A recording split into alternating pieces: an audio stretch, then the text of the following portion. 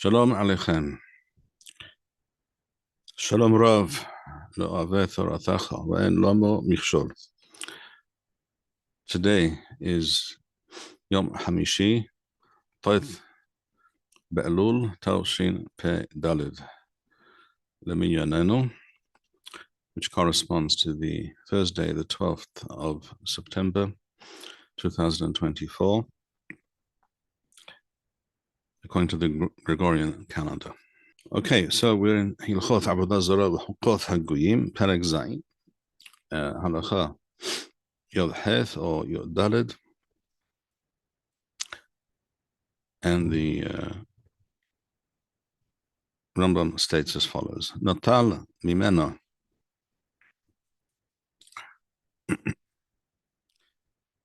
kadked or kadkad ve'arag bo et habered osur b'hanoah. What are we discussing here? Throughout this perek, we have been discussing the isur of, first of all, the miswat aseh mentioned at the beginning of this perek, which is la'abed avodah zarah l'shem l'sheha, to destroy, to eradicate all artifacts connected to avodah zarah, to foreign worship. In other words, any worship of any divine object not sanctioned by the Torah, not in accordance with the Torah, is considered avodah zarah. In my humble opinion, this is in itself a lengthy discussion, and many sources can be adduced in order to back up what I just stated.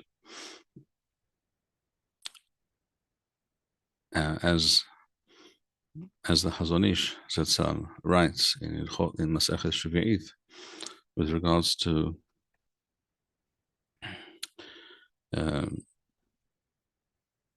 Muslims, that they too, the Isur of Lot Tahonim applies to them as well, because they're not following the permitted framework of the Torah, permitted to Ben Noah. So that's in passing. And then there is the miswat lo ta'aseh, or the isur of not benefiting from any type of avodah zarah, any artifact, any item, any object which pertains to avodah zarah. We are not to benefit from in any way. So here in this halacha Yod Het or Yod Daled, we say notal mimena kadkad or kadked v'arag bo et habered. This refers to a kadkad, or kadked is a stick of wood made from an asherah. In other words, the wood was taken from an asherah, which is a tree that served as an object and a site of worship in certain forms of avodah zarah in the past.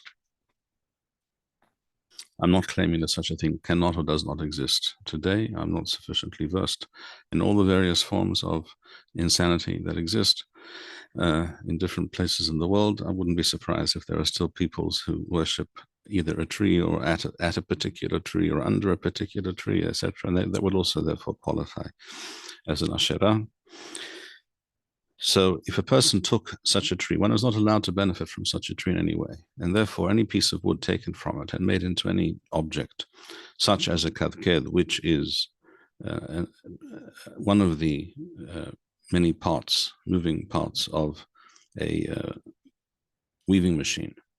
Weaving machine is a fairly complicated piece of technology, even though it's been around for thousands of years. And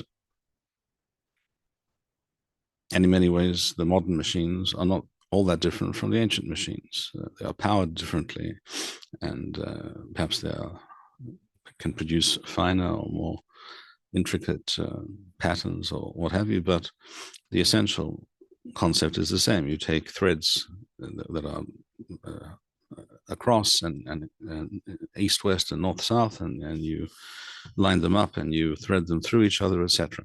So if a person had such a machine, one part of which was made of this tree, asur b'hana'ah. In other words, what is asur b'hana'ah? Not just a stick. That's clear. That's plain. But by using this device, or this one part of this device, this machine, you wove a fabric, a garment.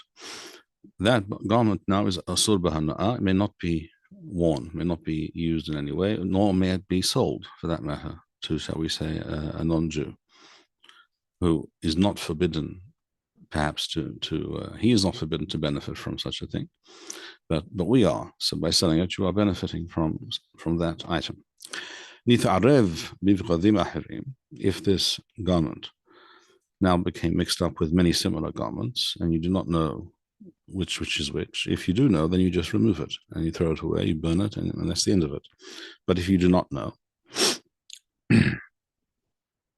נתערב בבגדים אחרים, יוליך דמה אותו הבגד לים המלח, ושאר הבגדים מותרים. Then one has to take the value, the monetary value of that one item, that one garment, and take it to a place where it will not be found by any other Jew, and nor will any other Jew be able to benefit from it. And the usual expression is, as we have discussed before, to take it to Yam HaMelach, to the Dead Sea, and throw it into the Dead Sea, where it will, one imagines, disappear and degrade, and certainly nobody will be able to get to it or use it in any way.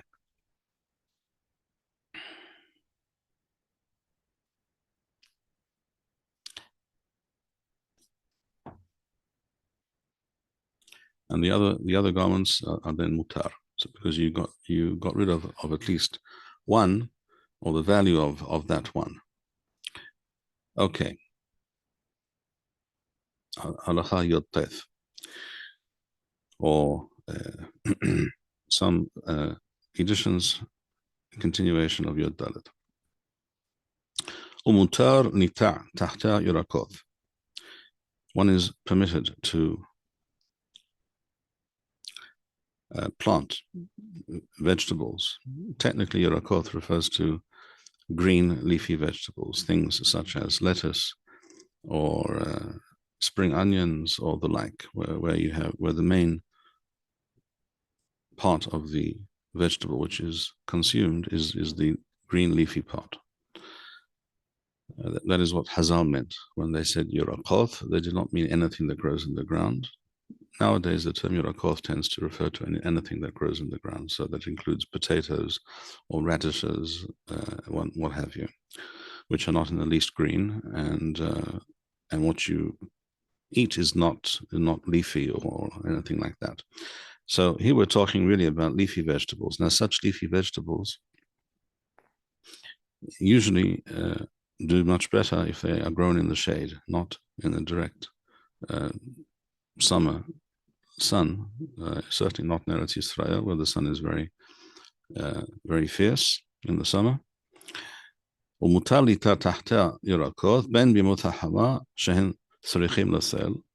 this is in the summer months, when the vegetables benefit from the shade, or in the winter.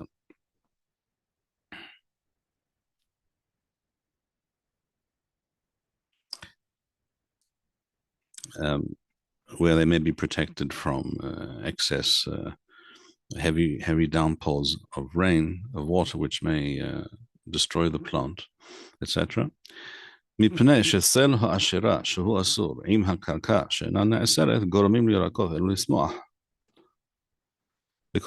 that the success of these plants growing in this spot is not just a function of the tree and of the shade of the tree, which is asur, because if a person stands in the shade of such a tree, which is the Asherah, which is Asur, and derives benefit from so doing because of the shade in the summer, shall we say, that's Asur. He's benefiting from something which has to do with Avodah Zarah.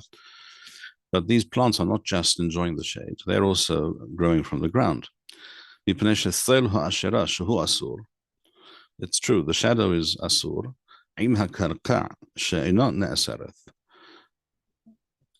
They also grow from the ground. The ground itself is not Asur, as we said, as we will see in the next chapter, the beginning of Perek Shemini.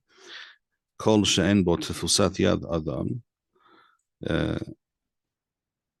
even though it is something which is worshipped, it is mutar b'hana'ah. In other words, anything which is in its natural form, not created by human beings, such as a hill. Certain people may set aside a certain hill for the purpose of worshipping the Avodah Zarah. That hill does not become Asur. The hill was not made by these people. They did not create it. It is part of the Buriya, of Hashem's creation, and a human being cannot take something which is not his and change its status. So a mountain or a river, which of course were also worshipped, rivers, springs, and all such natural phenomena do not become Asur b'hana'ah. One is allowed to benefit from them, even if certain people worship that very thing. So in this case, returning to our halacha, the ground surrounding the tree, below the tree, is something not created by man, and it is the ground together with the shadow that lead to the successful growth of these plants. The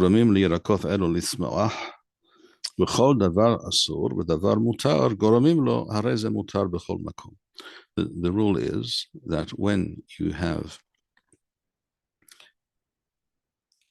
two separate, discernible sources that lead to the creation of a particular thing, one of which is Asur and one of which is Mutar, then that the final product, such in this case as the vegetables, are Mutar, because they're not only the result of something which is Asur b'hana'ah, something which may not be benefited from. It is something which results from both such a thing and something else which is not Asur, such as the ground surrounding and below that tree. And from this halakha, you can extrapolate to similar situations. Therefore, says Rambam, לפיכך, שדה שזיבלה בזבל עבודה זרה, an animal that was dedicated to Avodah Zarah, and an act was done by human beings to attest to that dedication, and now this animal is considered Asur b'hana'ah, and its dung might be used now as fertilizer. לפיכך, שדה שזיבלה בזבל עבודה זרה, a field that was fertilized with the dung of an animal which is Asur b'hana'ah, mutar lizra', one may plant in that field, because it is not only the zeva, it is not only the manure that is resulting in the successful growth of the crop, but it is also the land itself, which is mutar, as we explained.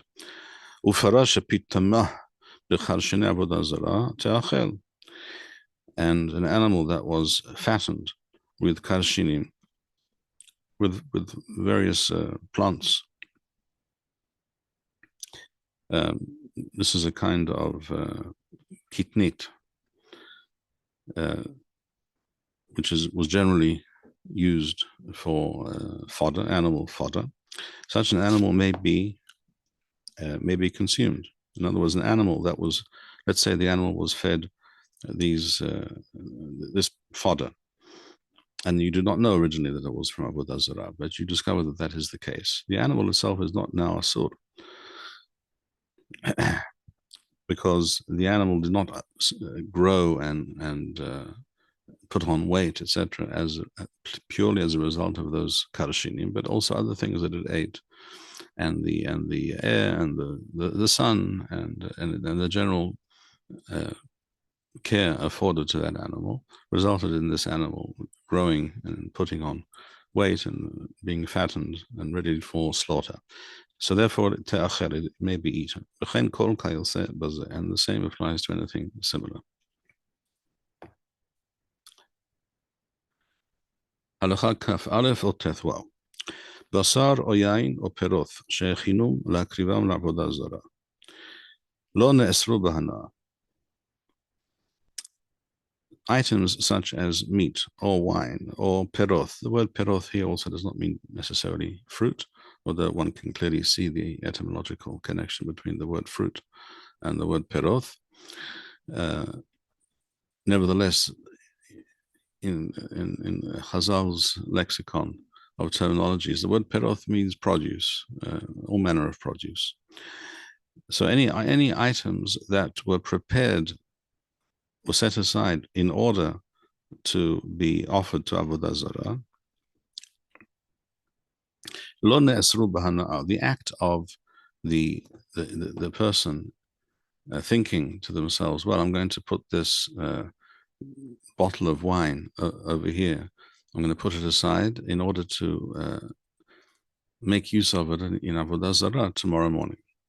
That act itself does not make it asur b'hana'ah. Lo ne'asru b'hana'ah, af al pi she'echnisu othan lebeit Avodah Zarah, even though these items may already have been introduced into the temple, into the place of worship. So it was clearly that was the intention. Nevertheless, until these items were actually offered before the Avodah Zarah.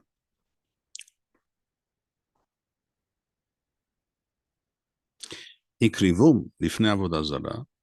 Once, however, they were offered, they were placed in front of the Avodah Zarah, the idol, what have you. Na'asu tikrovet. Then they are considered tikrovet Avodah Zarah. In other words, that which was offered to Avodah Zarah, and then it becomes asur b'hana'ah. And even though the person now having done so may have removed them from the place of worship, these things are asur for all time.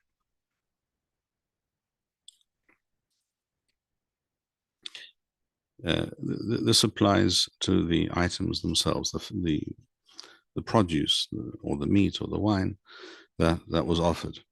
All right, not the same does not necessarily apply to all utensils or items which may be used in this Avodah Zarah, but that's a separate discussion. So once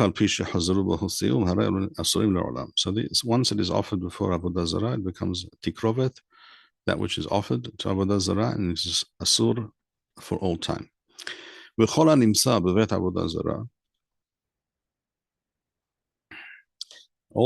items, all foodstuffs that are to be found in a Bet Avodah Zarah, afilu mayim wa melach, even water and salt, but we know that they have been placed.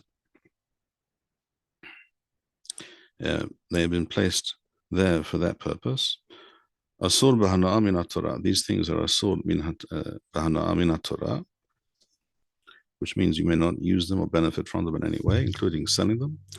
And he who eats any of these items, consumes any of these items, is lokeh, is chayav malkuyoth, to be lashed.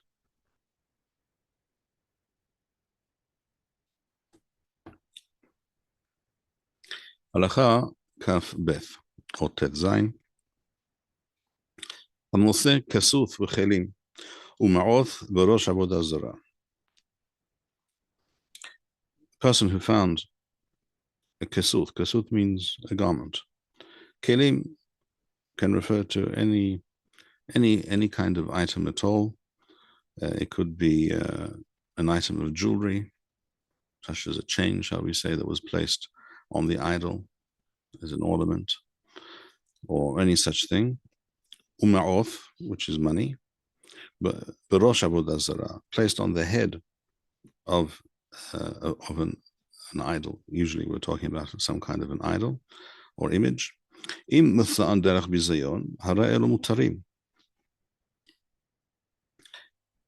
one can and should be able to discern from the manner in which it was placed, how it was placed, from what it was hanging, or what have you, whether it was done in order to ridicule the Avodah Zarah, which some people who don't believe in that Avodah Zarah might do, or for the opposite purpose, or derech kavod, derech kavod. So if it was done derech bizayon, in order to denigrate and make light of this Avodah Zarah, it is mutar, because it wasn't an act of worship, it was the opposite.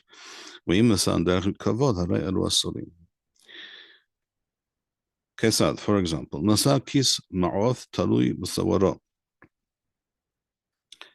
If a person found a wallet, that is to say, a money bag, usually made of leather, with a drawstring at the top in which you kept coins, which you would usually hang from one's belt. Frequently people wore a kind of a wide leather belt around their waist, and such things were hung from it usually.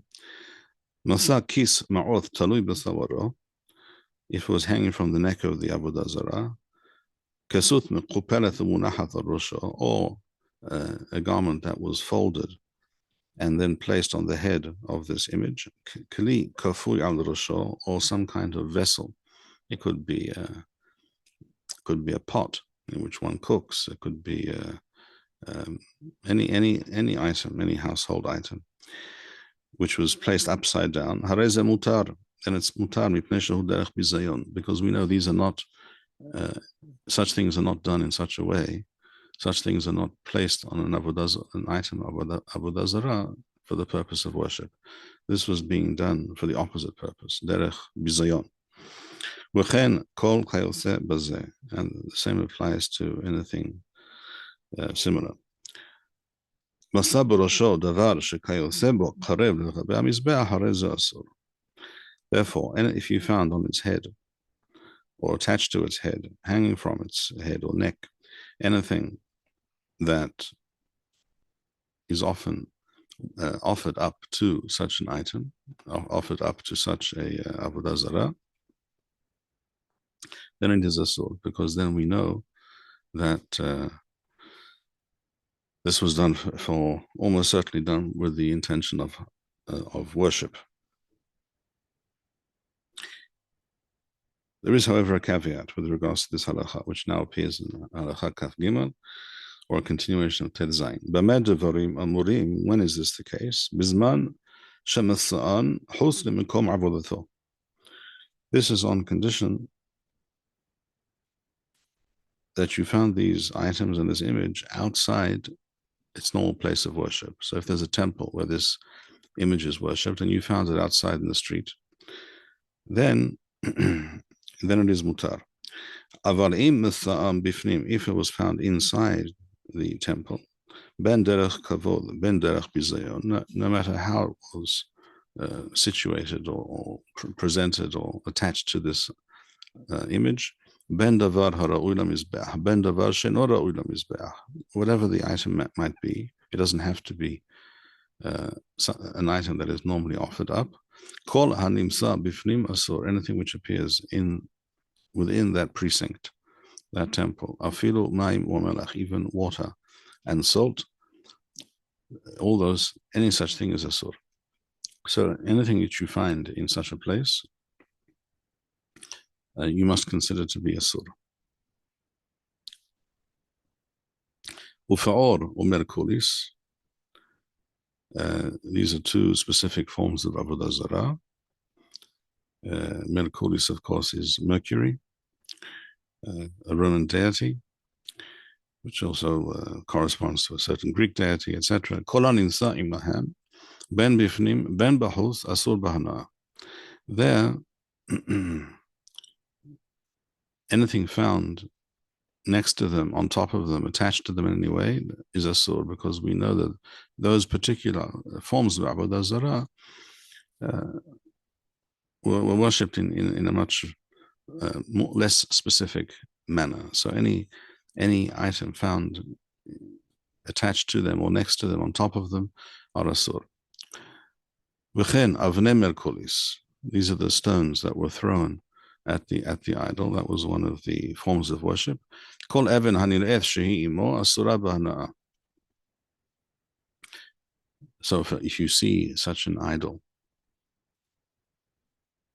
and these things were often found not only in a temple, in a special facility, precinct for that purpose, but often they were found on the road. Such an item was built or created on the side of the road, and people would throw stones at it, for example. This was one form of worship. Now, there are many stones and rocks on the ground, probably.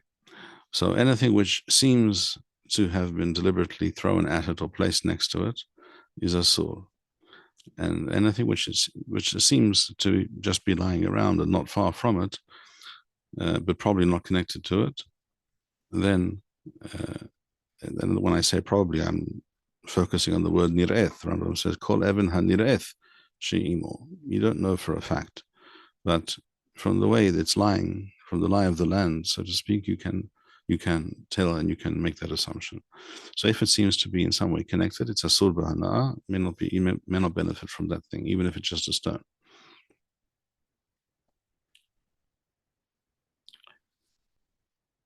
Halacha Yod Zayin or Kaf Dalet. Avodah Zarah, Shayala Merhas or Gina.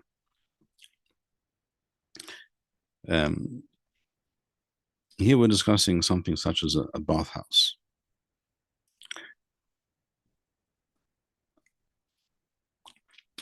They used to build public bathhouses in the Greco-Roman world, and often the place was dedicated in some fashion to some Avodah Zarah, and there would be idols outside or inside.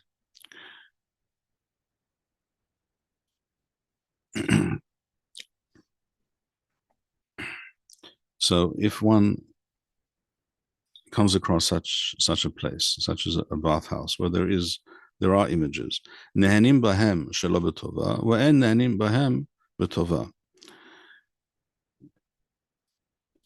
If you are able to benefit from that place, such as the bathhouse, you're able to bathe there without having to remunerate in any way the priests who operate that, or the officials who operate that place, then you may do so. But you may not do so if you must pay or do some other, benefit them in some other way. Why? Because by so doing, you are bringing about some gain, some profit and benefit for the Avodah Zarah itself. Hayallah walahirim. In other words, this place was not exclusively under the control of these people. It was present in some way, but it's not entirely, this precinct is not completely run by and controlled by these the officials who attend to this Avodah Zarah.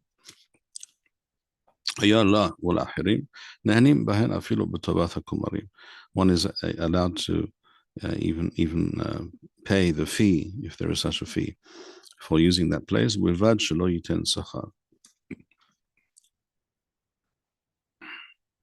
other words, not direct payment, but even if something, B'tova means thanking, for example, just to thank them. If it's expected that you have to thank them and show them gratitude in some way, that is tova, as opposed to sachar. Sachar is an actual fee. Some of which, if these people are involved in some way, even only partially involved, then some of that fee will accrue to them, and then it is asur. And if that is not the case, then it is mutar, even if you have to thank them.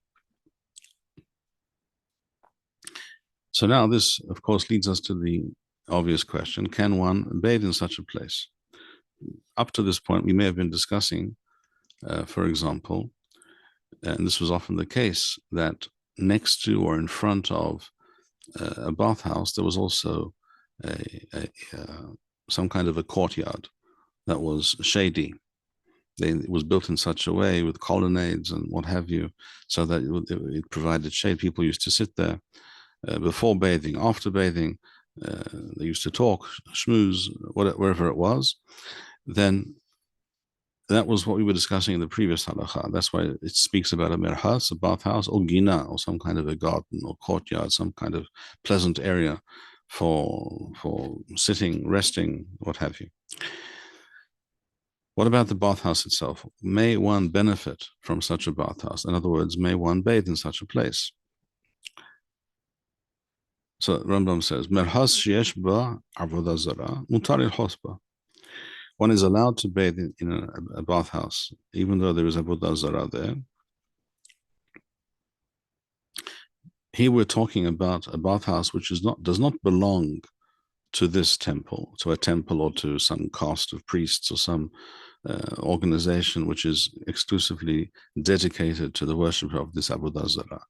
We're talking about a bathhouse which was created for the public, but there's also an idol there for good measure. That's just how things were done. So there's this idol on the wall, inside or outside, whatever it might be. One is allowed to bathe there because the idol, the image, even though it is recognizable as an image which is also worshipped in other buildings and other places, here it's only for the purpose of to beautify the facility.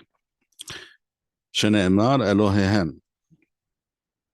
In other words, the pasuk discussing not benefiting from Avodah Zarah speaks about Elohim, their gods. Chazal explained, Bizman shenorim bah minhar Elohuth. When this thing is treated in such a manner as would befit some object of worship. Welo bizman shemevazim othan, but not when they are treated in such a way, in a manner which does not denote respect. Such as this item, this idol, of this maybe even a recognizably, supposedly divine object, and it's placed on the wall or engraved into the stone or something, and it's right there next to the gutter, the biv or bev, and that is where people relieve themselves, right in front of it. That is not a minhag shel kavod. That is a minhag shel bizayon. That is an act of not of worship, and quite the opposite, as we saw before. If something is done in a manner which implies disdain and lack of respect for that thing, it is not asur. If it is done in such a way which implies avodah, respect, worship, anything of that kind, then it's asur. Here is clearly not the case. Everyone comes there, undresses, relieves themselves, etc. And this item is standing there. It's not it's not an act of worship. It is simply considered something which beautifies the facility. If, however, there is such a perverted notion of Avodah Zarah, where these acts of undressing or relieving oneself in the presence of such an image is considered an act of worship, then it is asur to enter that bathhouse.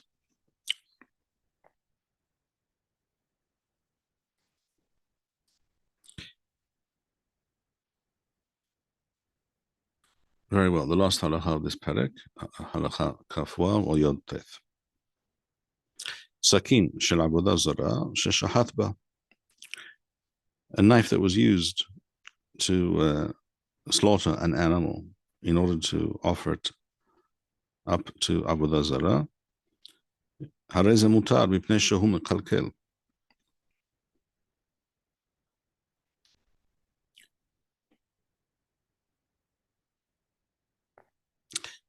the knife itself is not improved by being used for this purpose, and the same is also true for the animal. Once the animal is slaughtered, it is no longer it's not worth as much as it was before, obviously. So there's the act itself here is an act of kilkul, and therefore it is mutar to benefit from it in some way. But if the animal was clearly unwell and about to die, in which case people would often deliberately slaughter it as soon as possible before it dies, in order not to lose all the value therein.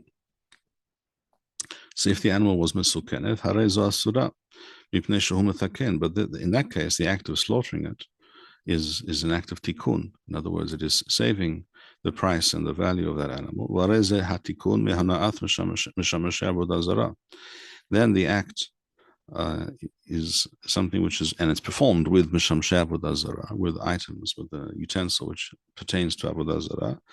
Such an act is therefore asur. So when the act itself is without monetary benefit, it is mutar. If it involves some gain of some kind for the people involved in this avodah zarah, then it is asur. Nor is one allowed to use such a knife for one's own purposes, shall we say, to carve up meat, etc., because that is an action, and that is a use which involves benefit. But if it was the carving up was done in a manner which does not involve gain or benefit or value, but the opposite, it is mutar. Let us now continue to Perek Heth. Perek Heth, Halacha Aleph. Kol she'en bo tefusat yad adam v'lo asahu.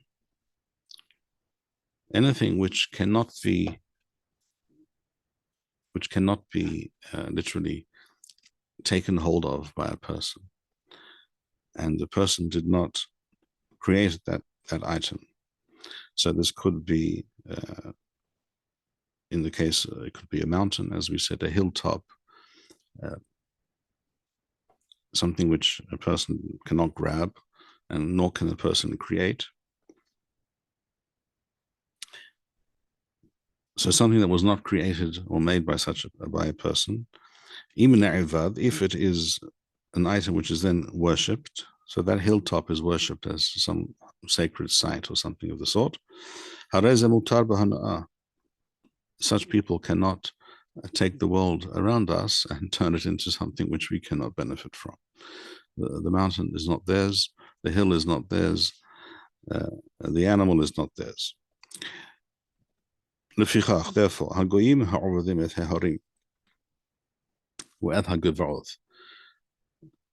Gentiles who worship hilltops, mountains, or trees that were planted not for the purpose of avodah zarah, they were planted because they produce fruit, might be a grapevine. That was the original intention, but now they worship it. Or a spring of water, which supplies water to anyone who happens to be around. With habema, or animals, which they did not create, obviously. All such things may be benefited from. And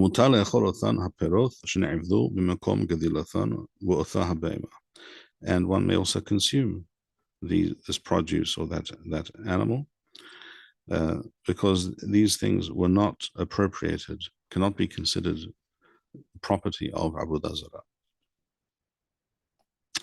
ואין צריך לומר בהמה שהוקצת לעבודה זרה שהיא מותרת באכילה. In other words, an animal was set aside by these worshippers of Avodah Zarah. It was set aside for that purpose, but it was not yet done. Nothing was done to this animal. It was simply put in a pen so that they'll be able to use it tomorrow or next week or what have you, or to fatten it up until the time arrives for it to be used for that purpose. In the meantime, it's just an animal as any other animal of that type. Let's say it's a sheep. It's just a sheep. It is not does not become tikrobet avodah zarah simply by being set aside. And therefore, it may be consumed. Ben shehiksua la'uvda, ben shehiksua la'kriva, whether it was set aside for the purpose of benefiting the avodah zarah, not being offered up to it, but for example, this temple requires that certain items, let's say firewood, to stoke the fire on their altar, needs to be brought from the marketplace to this site, and it's going to be brought. The firewood will be brought to this site on a wagon drawn by this bull, shall we say? So that is la'uvdah, in other words, to serve its purposes. In either case, hareza mutarat, the behema itself, the animal remains mutar because the animal, nothing has been done to it. Nothing has changed about it. And therefore it is an item that is natural in every way, untainted by any human action. When is this the case? This is now halakha beth in some editions. The more accurate editions, it would seem. When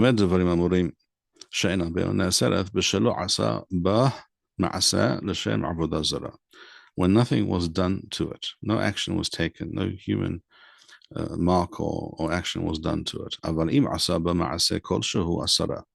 But if anything was done to it by these people, then that action, there has to be an action involved. Something practical, physical was done to it, then it becomes connected to Avodah Zarah. For example, kesad, kiron sheshahat basiman la'avodah zarah, such as it was. Sometimes it was not only an act of slaughtering, of killing the animal, but it was marked in some way. It took a knife and made a sign on the animal, a siman la'avodah zarah. That is an act of dedication. And now it becomes something which yesh bo tefusat yad adam. The person is able to take hold of it. The person now has control of it, and the person has done something to it to remove it from its natural state. Then it is asur. Asa utha halifin la'avodah zarah asura, if it was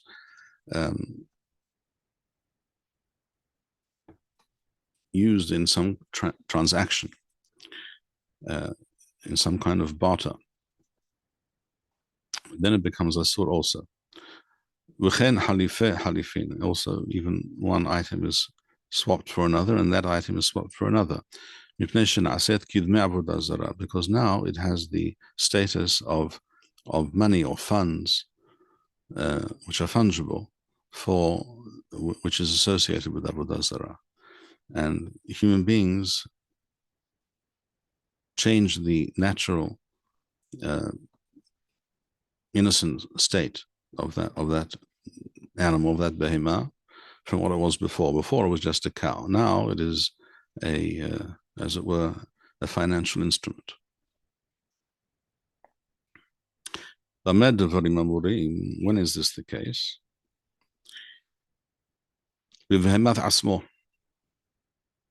This is true if the Gentile in question was doing these things, such as using it as a form of, for some transaction, some form of payment, with an animal that belonged to the person in question.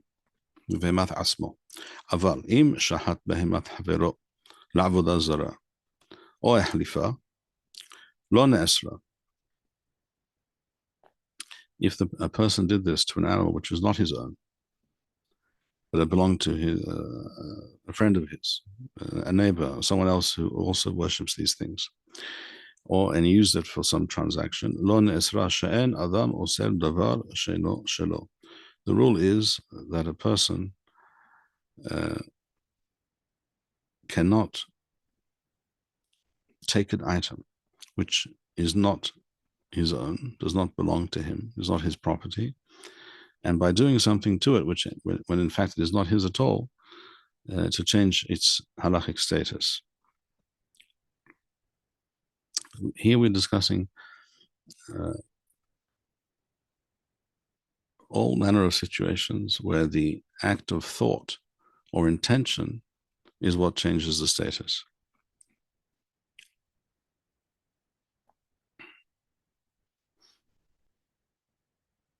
And therefore, in order to change the status of something by way of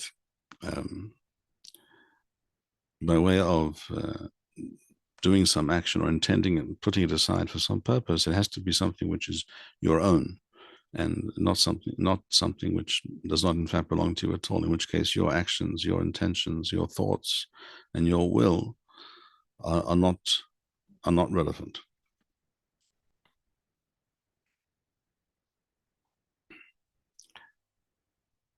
So such things apply to the property of that person, despite the fact that there are situations, there are halachot, where, shall we say, a Gentile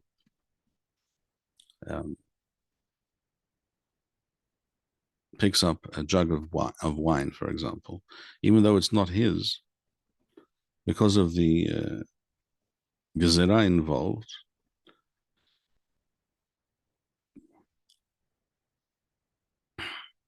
the wine can become asur, even though it's not his. Here we're talking about an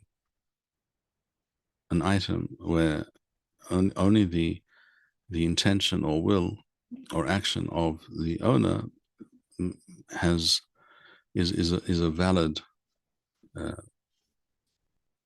and meaningful act, because it is his own, and therefore he controls his destiny in some way. There are examples of things where a person can cause something to become asur without having intended to do so. That is true, but that's not what we're discussing here.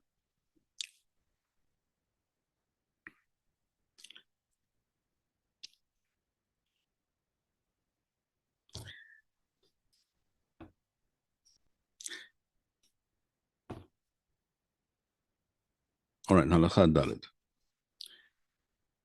In some books, this is still the end of halakha aleph. Hamishtahawa lekarka ulam lo asara. If a person bows down to the earth itself in its natural state, not a pile of earth, shall we say, that was dug up by a human being and made into some kind of a mound, which is then worshipped, but a field in its natural state.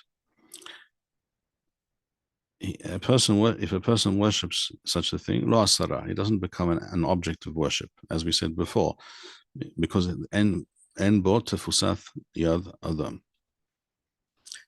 The person cannot control it or take it or move it or do anything of the sort. Hafarba boroth shihinu me'aroth l'shem avodah zarah asara. If, however, a person took a field and then dug all kinds of pits or other constructions or trenches or what have you, and the intention was for the purpose of avodah zarah, then that place now becomes asur.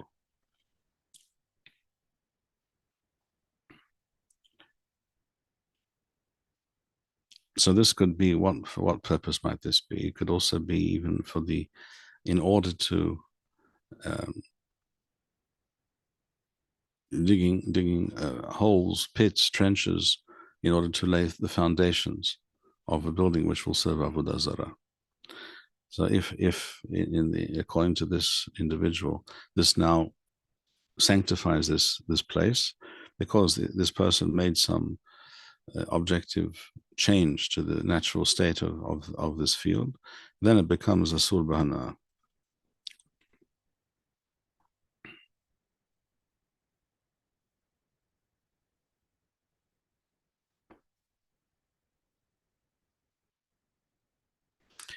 So therefore, similarly, Naim sha'akaran hagar, واشتهوا لهن lo asaran. In other words,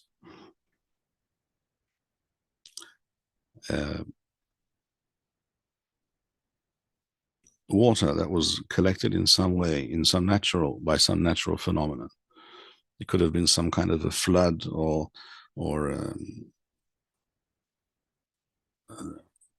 a river overflowed its bank, shall we say, and created a natural lake or pond or something like that near the original river.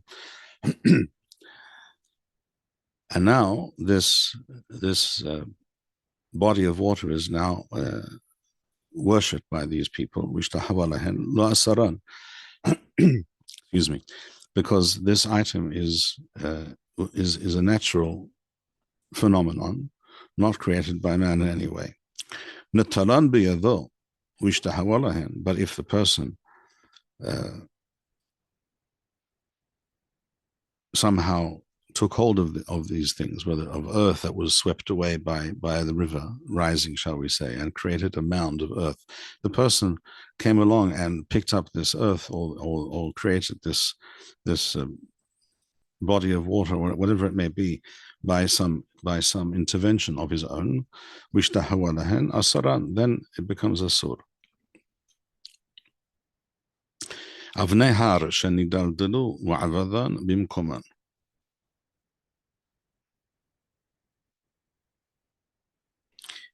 If stones, rocks that have become loose from their original position on the face of a mountain, shall we say, or a cliff, as long as they are still in the natural state, and they cannot be picked up by a human being because they're still connected. They're not totally, they have not detached themselves completely from their original site. Even if they are being worshipped by some other individual, mutaroth, shara en bahem tefusat yad adam. As long as they are still in their natural state, they cannot be considered something which is ne'evad, something which has been set aside for the purpose of worship. It's like any other mountain or hill or natural phenomenon. If the stones, shall we say, broke free of this cliff face and rolled down to a gully below, shall we say, now a person could pick up these rocks and cart them away, do something with them. And if they then worship them for whatever reason, then those items are considered asur. We shall stop here for today. Heyu beruchim. Hizku v'yames levavchem kol hameyahalim l'Adonai. Shalom v'nisachon l'chol al kol oyevenu mibayith u'mihos. Thank you, Rabbi Bar-Hayim. We would like to encourage our viewers to share these videos with friends and send in your responses. We would also like to suggest the following opportunity to our viewers. If you identify with Rabbi Bar-Hayim's message and would like to sponsor or dedicate a video interview with the rabbi in honor or memory of a loved one, if you would like to obtain Birkon Nusach Eretz Yisrael or invite the rabbi for a speaking engagement, please email us at office@machonshilo.org.